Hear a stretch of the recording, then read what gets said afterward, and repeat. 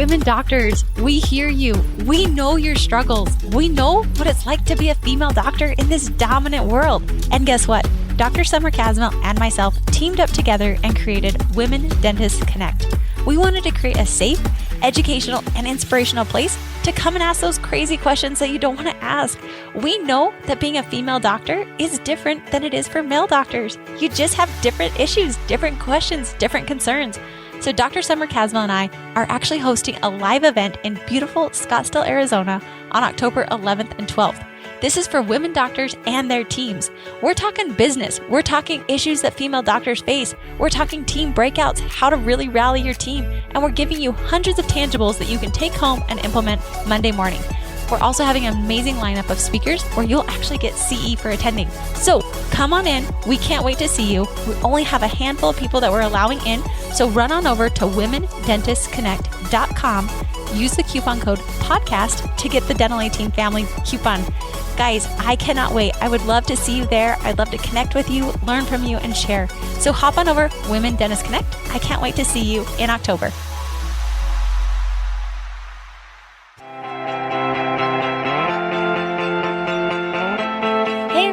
Welcome to the Dental 18 podcast. We're your hosts, Kiera Dent and Dr. Mark Costas. Mark and I had this crazy idea that maybe we could combine a dentist and a team member's perspective because let's face it, dentistry can be a challenging profession with those two perspectives. And Dental 18 podcast was created.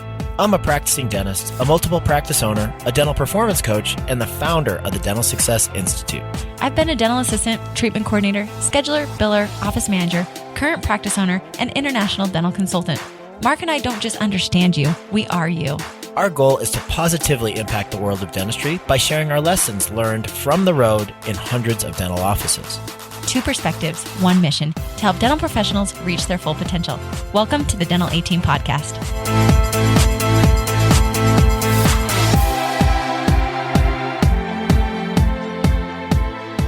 Hello, Dental 18 listeners. This is Kiera, and I am excited, guys, because this has been a guest I've been working on so hard to get on this podcast. She is an incredible office manager, leader, mentor. I've been to her office quite a few times. I've worked with their leadership team on quarterly meetings, and this girl just blows me out of the water every single time. She's got brilliant ideas. She works hard, and she's got a pretty fun story. So I'm excited to bring on Amy. She is Jason Tenori's office manager, regional manager. She's incredible. So Amy, how are you today? I'm good, Kiera. How are you? I'm so good. Like, you guys this is almost stardom status because Amy is that rock star that I'm just always like wanting to know more about. Do you remember the first time I was in your office and how I didn't bring a car? So I had an Uber. And in case you're wondering, Canandaigua has Ubers that will take you to Canandaigua. But if you want one to take you out of Canandaigua, it's like a 30-minute wait for these Ubers to show up. So Amy was real nice and became my Uber. And I think that's why we became good friends. I do remember that. It was adorable. I'm like, yeah, we don't do Uber out here. I had no idea. I'd just been in upstate New York. Not upstate. I'd been in downtown Brooklyn. So before that, and right. I rented a car there. And that was a poor choice. So I rented a car where I shouldn't have, and I didn't rent a car where I definitely needed one. So, but Amy was super nice. We ended up actually doing floral decoration. That was my big thing in Jason Tenori's office, was just helping with the flow of their practice. But Amy and we went to the store. She showed me their super fancy grocery store. Is it Wegmans? Is that how Wegmans? Yeah. Yep. Super fancy. Like, that is customer service galore. So Amy, kind of tell a little bit about your story, about your journey, and how you've gotten to this place of being this manager. You guys have so many locations and you're constantly evolving. So kind of just tell us a little bit about your background and how you got here. It seems kind of crazy. I started working for Jason 11 years ago, and I had literally no dental experience and loved it. So I started working at the front desk, and then he decided he was going to grow. And did you just apply for a job? Like, is that how that happened? Yeah. Like, ad posts on Craigslist. Okay, I'll work. Is that how it happened? It actually happened because I was working a job. This was right after college. And I was working a job that I had before college, just for summers. And so the girls all knew I was looking for work and wanted to do something and didn't know exactly where I was headed. And they go, you should go work for my dentist's office. I'm like, yeah, okay. Really? Uh-huh. What was your background in college in? I have a degree in public relations. Okay. All right. So you're working a job. The girl said, go work for my dentist. Clearly he's got to be a great dentist if the other people are recommending you go work for their dentist. So, okay. Right. And I'm like, okay, that's a crazy idea. But I'm like, well, I need something different. So we'll go do that for a little while. And then 11 years later, here we are. Here you are. That's a long time. That's kind of a fun story. Okay. So started at the front desk and then we were in a small office. 5 ops when I was hired, and then he was already in the process of looking to grow that office before I was there. And then we opened our new office in the same town with 12 ops. And then a couple years later, we now have 3 offices up and running with a 4th scheduled to open in October. That's incredible. That is substantial. It is incredible. It's crazy. And I love how your office has kind of like moved, morphed, and shifted through this. Like you kind of went from the front office. When did you go from, how long had you been there being front office to office manager? How long was that process? It was probably 5 years or so. Because at that point, there was someone else who was helping him basically above me, who's no longer with us, whose role I basically took over when she left to get to the office manager of multiple offices where I am now. Gotcha. Okay. So that's really that's a fascinating fact. I didn't realize you had worked the front office for 5 years prior to becoming an office manager, then becoming regional. Because I think that's a huge skill set. That I feel like you've got to learn that and be in that spot. You don't always have to, but I feel like that gives you a lot more, like it makes a lot more sense to me now seeing all the things you do of, oh, gotcha, you've been in that role for 5 years. You can hold your team really accountable. Like, ladies, no, I know. No, I used to do that. I used to do that. Okay. All right. And then when you transitioned, how was that? Because I know I've heard of a lot of office managers, they tell me when they go from being a front office or a dental assistant, and then their doctor sees their potential in leadership and moves them into an office manager and then a regional, it's kind of a weird transition, and they feel awkward and they feel like they almost lose friendships with people in the office. They don't feel like they can manage them. People tell me all the time, like, Kiera, I don't want them to think I'm better than them, or how do I hold them accountable when I was buddy, shoulder to shoulder answering phones with them, and now I've got to have like one-on-one meetings. How was that transition for you? That was hard. I really didn't know how to do it myself, and struggled with it for a little while, and eventually got past it, but it took longer than I would have liked to have taken. And that was basically just because of me, because it's hard to walk away from that role. And then you're really close with the girls that you're with at the front desk. And now you're also responsible for the rest of the team. And it's a weird role to walk into when you've been one of the many. Totally. 100%. And I remember I felt very isolated when it happened. I felt like I'm not a front desk anymore. I'm not a back office. I don't know what I am, and I don't know what I'm supposed to do. So I agree. So if you were giving advice to someone who's in that position, what would be maybe 1 or 2 things that you would offer to that person who's transitioning, that, or if you could go back in time 6 years ago and give yourself advice, what advice would you give yourself at that time?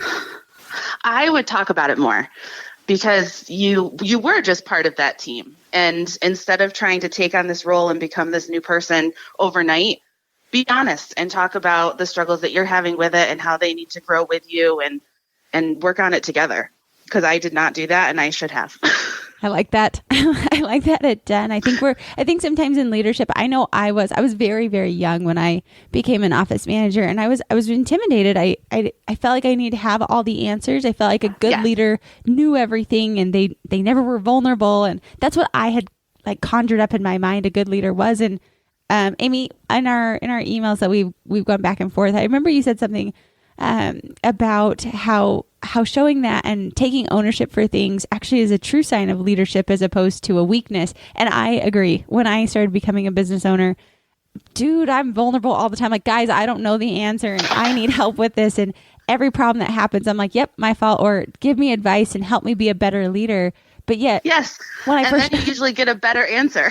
Right, exactly. Yet, I know when I first started, I thought, no, if I don't have the answers, I'm a poor leader and I'm not helping my team grow and progress. So, and that was definitely one of my things. I'm like, I'm clearly going to have the best answer because I'm in this role now. So that's how it is. And right. That's not how it is. Right. Okay. So for all of you listening, we have just dispelled a common belief. Amy had it, I had it, and here we are. So, and it's crazy because I remember I used to always want people to say yes and to do what I wanted them to do, and I'm the boss. And gosh darn, like that was, if I could go back in time and tell my younger self, like, Kiera, tell them you don't have all the answers. Tell them you don't want to be surrounded by yes people. Tell them you want them to tell you no when you've got a bad idea and to come up with a better idea, because I think that's a true sign of leadership as opposed to the opposite way that I was. Right. So, okay. I wanted to dive in with you, Amy. You run a very successful, you've got 3 locations currently, and then you have a 4th up and coming. I feel like you've got to have some pretty strong systems in place, some strong leadership pieces in place in order to do that successfully. Because I was a pretty strong failure in that. We did not have our first office tight before we bought our next and our next and our next. So it was kind of like, hey, I'm doing massive growing pains. I don't think I'm doing this the best way. And when I've been in your practice, when I've watched you guys, I just kind of wanted to pick your brain and go through what you've been doing with your leadership team, or how you've been able to successfully manage and run. And you're one person, you're a busy person. And I love picking your brain on different ways that you do things. How have you been able, like, let's share some of your ideas from a 50-foot view and then like a really tactical view of how you're able to manage all this, laugh all the time, stay really happy, keep your team accountable. Like, how do you do all that you do and not go crazy? Well, we have a really great team. Jason has built an office that's amazing, that people want to be part of, and that helps more than anything. And then a couple years ago, when he decided that we were going to do traction and actually start out with a leadership team and follow the system that is laid out in the book, it kind of changed everything. Like we had a leadership team. We used to call it an executive team before we really knew what we were doing with it. And it didn't have the same accountability that traction does. And that's really been a big game changer for us, as far as being able to hold everybody accountable and get where we want to go. So you guys can all thank Amy and Jason for the reason why I'm obsessed with traction and talk about it all the time on the podcast, because when I went to your office the first time, I got real lucky. I think I was there on a Wednesday. Is that when you guys do your leadership meetings? Is it Wednesdays? Thursdays over lunch. Okay. Mm-hmm. So apparently I was there on a Thursday, because I got to go to their leadership meeting. And I remember sitting in the meeting and I was like, man, this meeting is run so well. Amy, you sat up there, you directed it like a boss. Like everyone just knew what to do. It wasn't like you were prompting them. It wasn't awkward. You guys made some serious traction in that meeting. And I didn't know, I had no idea what was going on. And I remember I actually came back from your meeting. This is just like naive little Kiera over here. And I went to Tiffany and Kaylee on our call for our leadership meeting. And I was like, okay, guys, we're going to start talking about our rocks. I didn't really know what a rock was. I was just trying to mimic and mirror your meeting without even realizing I was doing it. It's like really cute and adorable now that I feel so naive doing it. But I was like, how did they do this meeting? Because it was so effective and efficient when I was there that I wanted to mimic and mirror it. So I will tell you guys, Jason and Amy have this fantastic, and you guys have a ton of employees. It's not like you're just talking about like 5 people on your practice. You guys have a ton going on. So your leadership team and that traction was really a game changer. And I know I picked your brain so many times on that, but really the traction style is what you feel has been a big piece in that, or are there other pieces that you'd recommend? So for sure, traction. All offices doing traction, especially if you're planning to grow. Like I still think it's great for a smaller office. You just don't have as many things up and running as far as projects go, typically. But especially with growing, there's no way we'd be able to communicate without it, and especially stay on track. Like it's a weekly check-in where you have to make sure you're on track and somebody's asking you. Right. So if you're not, and you say you are for 3 months, and then you get to the end of that 3 months and you didn't do it, they're just going to look at you and be like, so what'd you do? Exactly. So how do you hold people accountable, Amy? Because this is something like when we were there, I remember in our last meeting I don't even remember the issue that we were going over, but there was something. And I remember I looked over at you because I'm always kind of like testing, like, where should I go? Where should I not go? And I remember you had this face of like, no, they just need to be accountable. And you were like flabbergasted that this is even being an issue brought up. Like, no, they just need to be held accountable. So how have you taken, like, how do you hold people accountable? How do you raise that standard? Because a lot of offices struggle with accountability, but I feel your office does a really, really, really good job of that. So, and that's something that we've definitely grown with over time because we struggle too. Like, we're like, okay, you have to do this. They're still not doing it. Okay, well, we'll just talk to them again. Every couple weeks, you just remind them. And we're like, well, this isn't getting any better. Right. So we've really worked on nailing down spending more time with each person. So we have quarterly reviews, we have monthly one-on-one check-ins, and then if there's an actual issue, we check in with people weekly until it's resolved. Nice. And it's not just the talking to, it's an actual tangible, this is how we're going to fix it type plan. Yes? Yes. Yep. There's a result that we're looking for or a behavior that we're looking to change. And if that doesn't happen, there's a strike or a consequence for that person. If it's something major, it could be something where they're no longer going to be working with us, or if it's something minor, they have to. What was one of the girls? We just had one, and their consequence was they had to clean out the fridge in the break room. Nice. And that's like a family of 40. I mean, it's not a small fridge. Yeah, it's a pretty solid. I like fridge. It. A lot of offices struggle with consequences. They're like, well, but I do agree. I don't think it always has to be negative, because I remember Jason posted a post about, Mark and I talked about the chicken nugget and the olive on the salad, and it doesn't always have to be negative. Some things can be positive, or instead it's FedEx or UPS, and their employee was praised. They found the ways to add value. But I do feel like you guys do a really good job of. There's really no fluff gray zones in your practice. And I think that that's why you guys have been very successful in that. It's, hey, Kiera, you're not making your calls. You're not hitting your KPI. Also, would you say that your practice has a number for every person in the practice? That they're accountable for? As of this quarter. Nice job. That was one of our goals from last quarter. So that is something we just started this quarter. And we added it to everybody's end of day checklist. Okay. All right. So you guys, and when, Amy, I love when you're saying this, because you have a huge practice, and it's funny because a lot of people in bigger practices say, Kiera, I don't have time for end of day checklists. I don't have time. Like, we have too many people. So you want us to have all these end of days come in. I don't have time to do monthly one-on-ones with everybody. And I remember I used to feel that way. So how do you guys structure time into that? Because that's a big complaint that I hear, especially from big offices, multiple locations. How do you guys do that? And you giggle over there. I do, because we had the same complaint. We're like, we don't have time for this. Yeah. And it was funny because Jason and I were, when he started bringing traction to us, he's like, we're going to do it. We're going to follow the book. We're going to see how it goes. And everybody in the room and our entire leadership team thought, well, we're different than them. And we're not. Everybody's the same. You just have to do what you're learning. Mm-hmm. And so what we started doing, our rock for this quarter, is for the leadership team to figure out block scheduling for themselves, so that they have that time set aside for meetings that they have to go to and one-on-ones with their team. Because that's what's really going to drive you forward, is if your team is happy. Yeah.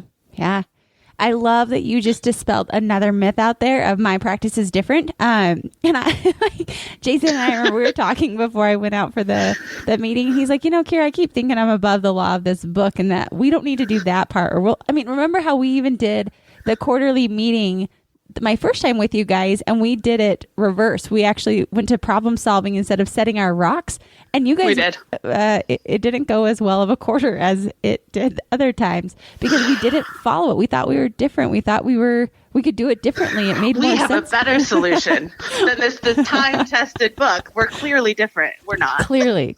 Okay, so you guys really do follow every piece of that to a T, and your team is it's a prime example of, when I walk in there, people don't, they follow the systems, they follow the rules. People, and you guys are not perfect. Of course, I'm not going to set a standard up there that Jason Tenori's office with Amy at the helm, like, they're absolutely perfect. Like, no, I've seen the backlash. I've seen different things.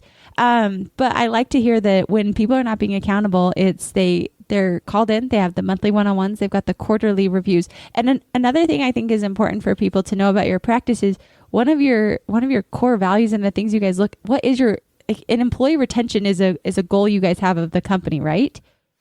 It is. We track it just to see how we're doing. And we love to keep our employees forever. Like, we want everybody to be happy and be going towards the same goals as us. We just celebrated one of our assistants' 15-year anniversary this past month. Wow, that's awesome. Which is just amazing. Like, you just don't have people that stay around that long. And we have multiple employees that have been with us over 10 years.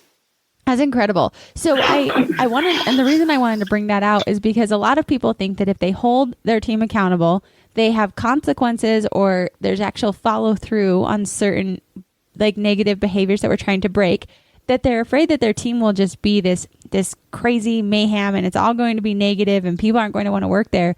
But yet you've proven that you can have a really incredible, positive morale, great place to work in while holding people accountable.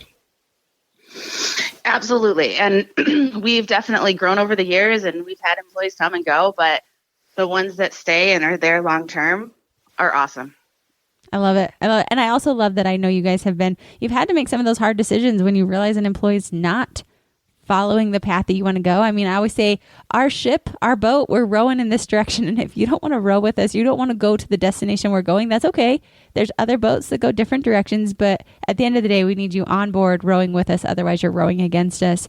And I love that you guys, you're more committed to the betterment of the business, making sure the bulk of your employees are happy instead of making different rules for just one or two people. It's very much and I think that's why, and Amy, you've even grown in the time I've known you, just less and less of a tolerance for people that don't want to follow suit with you. So it's true. And that's, it's something that you grow with, I think. I don't think you can learn it overnight.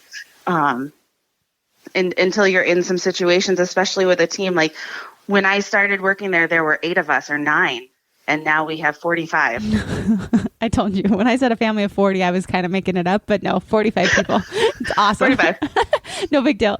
Okay. So Amy, if you were talking to a team that was wanting to implement a leadership team, or they're wanting to get started on this, what would be some nuggets of where do they even start and how would you even go about getting that started? And I think it works in small practices, big practices. I think across the board, you can start with similar principles. What would you recommend they do? So when we started, what worked really well is Jason had decided who he wanted on the leadership team, and he had all of us read Traction. And then with Traction, they have you lay out your VTO organizer, which is basically your vision, your core values, your 1, 3, and 10-year goals, and to basically put everybody onto the same page. Mm-hmm. And they recommended doing it like full day sessions to get everything done. And with patients, that's really hard to commit to. So we did it in multiple sessions over multiple months to get everything hammered out. Mm-hmm. And Jason led all of those meetings and did an awesome job getting us all on the same page. And then we actually ended up working with an EOS consultant that really taught us more than just reading the book, which was a huge help. So I would recommend that for sure. Okay. All right. And then for all those people that were put in leadership positions, it's kind of that awkward piece. How did your leadership team do with now they've just like you, they're one of the peers and now they're on the leadership team. How did that roll out, and what are some of the things they've gone through to really grow in that position? I think that everybody had some growing pains along the way, but have really grown into it because it is that same transition. And I think that they took enough time going through creating the systems with the leadership team that Jason formed that they were ready and excited to roll it out. Awesome. And the thing that I think really helps is for the leads, for the assistants and the hygienists in the front desk, they're still doing that job with them. Mm-hmm. They're in that lead role and they're running that department, but they are still seeing patients. So they still have that camaraderie on that level, which I think really helps. That's a really good point, because then it's not being outside of them. They're not above them. And I think one thing that's another myth to dispel, I think today's topic is like myths dispelled of the dental practice. When you're in leadership, I think we think of it as like, I don't know, in my mind, maybe I'm just talking about Kiera Dent's brain, but it's like, I'm the queen or I'm the king. Like I'm on the top tier. Like I've got that power. No. I'm ruling them. I'm ruling the nation. And it's like, no, leadership just means that that's your job to do. Their job is to do this. Your job is to hold people accountable. And I think talking about that and having it just be like very nonchalant. You do have an important role, but everybody has an important role. And right. it's really just seeing it as, if no one's keeping people accountable, we're a hot diggity dang mess. So somebody has to. There is chaos afoot. Right. And so I think people need to just realize like that's what a leadership position is. It's not that you're better than anyone or that you're in there. You're the spokesperson for them. You're the person who is holding them accountable, and that's your role to play in the practice. And it's fluid. You could change it anytime, right? If you're not performing to that level, just like a lead hygienist could change or a scheduler. I know in your practice, I kind of shook up your front office and people had different roles and different positions.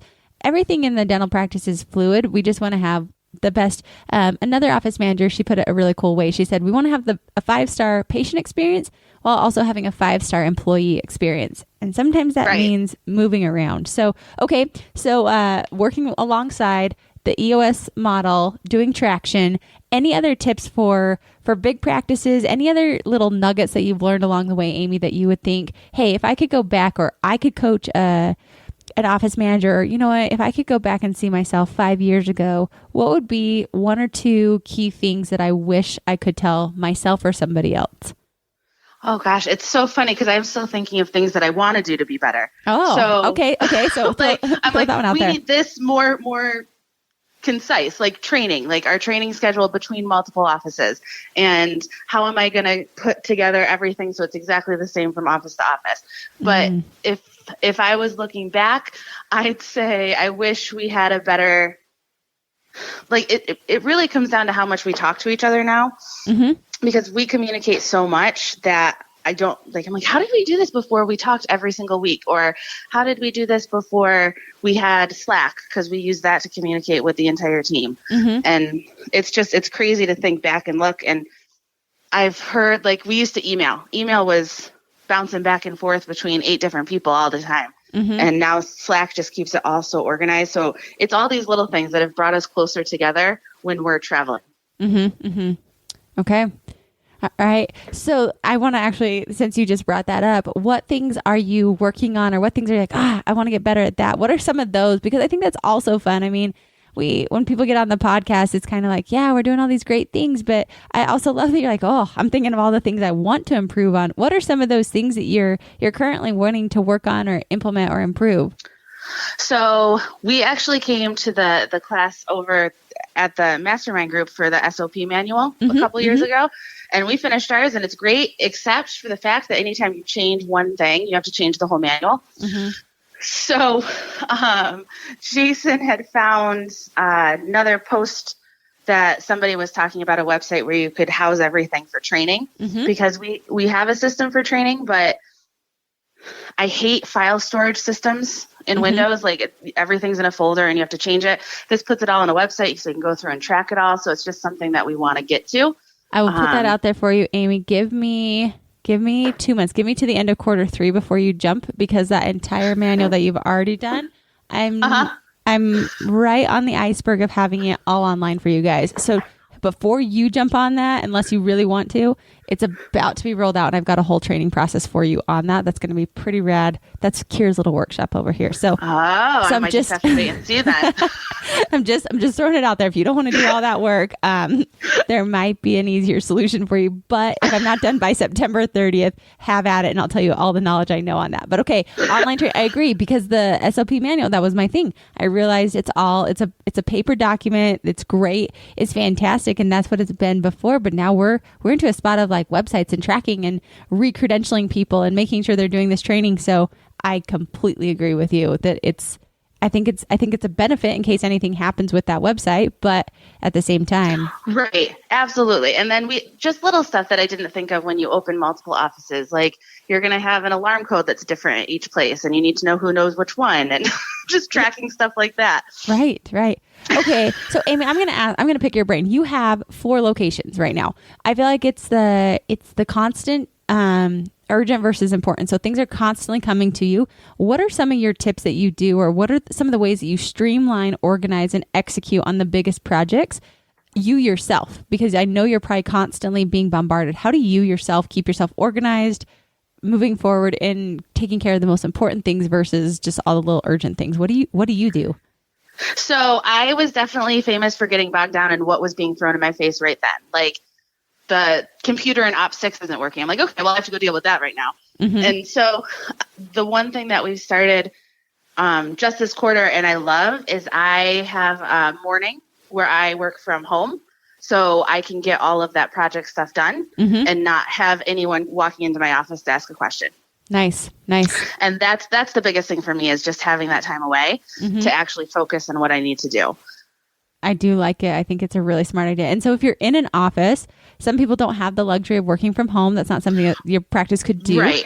And I think even regardless if you can do that or not, you should still take 1 to 2 hours a week where you have that door shut. People know, guys, the practice will not burn down in 2 hours. It won't. Like if you're out sick, guess what? The practice will function without you. And it's that consistent taking those 2 hours every single week where you can work on those bigger projects that need to not be interrupted constantly. And then you're better all around when you can go into the office. It's kind of like I crank out all my emails, get all my business stuff done before I go into an office to consult. Because when I'm in office consulting, I can't do anything else because it's fantastic. I want to give them every piece of me.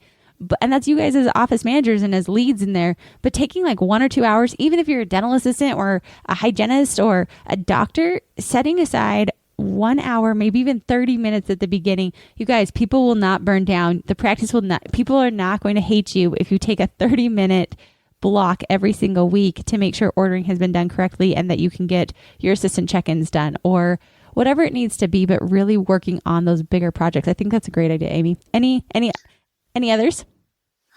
The other thing that I like to do is right now, because we're only 4, I can go to all of the offices every week. And I like being able to do that, to check in and actually be face-to-face with the office manager at each of those locations, especially in our newest office that opened earlier this year, just to make sure she doesn't have any questions. And she was new to our office, not new to the position as an office manager, but new to our office. So I like being able to have that time set aside, that this is where I'm going to be when we open a new office. Like that's my day. So that's one thing that I love, is having that time to be able to be there. I like that. I like that a lot. All right, Amy, my last final question for you is, when I listen to you and when I see you, I feel like you're a really, really great example of feeling ownership of a practice. So I don't feel you're ever like, hey, this isn't my practice, or I'm just working for someone. Like, you're that person who's like, no, I want this to grow and succeed. Like, I have ownership in it. And I see this in a decent amount of people, but I don't see it all the time.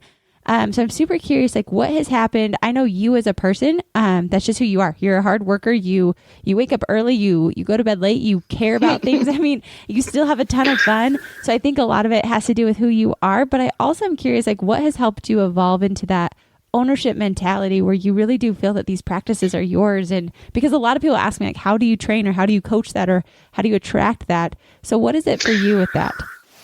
Well, I think a lot of it comes from the culture that Jason built before I even got there. Like, when I started working at Finger Lakes Dental, I'm like, yeah, this place is awesome. He's invested in his team, he's invested in his patients, and I want to be part of it. So to have that culture there and be part of it, I'm like, this is where I want to be. I want to be happy when I go to work. I spend more time there than basically any place else in my life. So if I'm going to be happy and I get to be a lead in that now, I love it. And I just want it to be better and get to the point where it's where he wanted his offices to go. Yeah. So I just buy in 100%. I love that. And so I think that's an important message for all of you owners out there. What are you projecting? What is your practice being like? Because at the end of the day, if you're invested in it, I feel like whatever you put out there, your team picks up. And I will say Jason is an exemplary leader. He is somebody that I follow, I mimic and mirror as much as I can, because he's so invested. He's very black and white with people. He doesn't sugarcoat. He's a very merciful but firm and black and white judge. Like, he's very loving, he's very kind, he's very understanding, but yet he also expects a lot of other people because he does it himself. And I feel like that's just who he is as a person. And I know he works on it all the time. It's not like, I was just born this way. He's very invested in constantly learning and telling people when he's made a mistake. But yet that's how I feel that he is. And so in doing that, I feel you've also mimicked and mirrored that as well. Absolutely. Work hard, play hard. Exactly. Would you agree that he's the very much like merciful, loving, kind, and understanding, very invested in you as a person, but also is going to hold you very accountable, black and white, of what you need to do? Absolutely. Yeah. Okay. Awesome, Amy. Well, thank you so much for joining. Any last thoughts? Or I feel like I asked you a ton of questions. This was selfishly my wanting to know what you think on these things. So no, I'm glad we finally got to do this. This is a lot of fun, and I was so nervous before we started. You were. She like dodged me for a good couple of months, and I was like, no, Amy. I texted her last night and said, hey, podcast, I'm waking up at 5 a.m. to do it at 8 a.m. your time. Like, you ready? She's like, okay. Okay. No, Amy, you're fantastic, guys. Amy is incredible. So if you ever have questions or you want us to pass along, shoot on over an email, info@thedentaleteam.com. I know Amy is seriously a wealth of knowledge. So for all of you, go take these tips. Amy's grown, and I'm a testament of what they do. She's incredible at what she does. So Amy, thanks for taking time today, sharing what you do to make you that incredible rock star.